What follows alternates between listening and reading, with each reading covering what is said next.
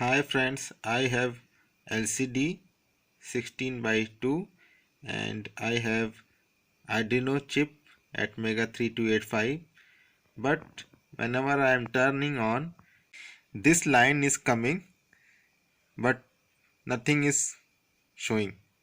Okay, so what is the solution? For the solution is you just take a 10 microfarad capacitor. Okay, 10 microfarad capacitor and put across the supply, so positive and negative. So this is the ground and positive. If I touch, see,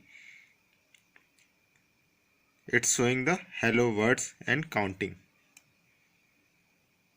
but whenever I am removing, it's not showing, it's showing some problem.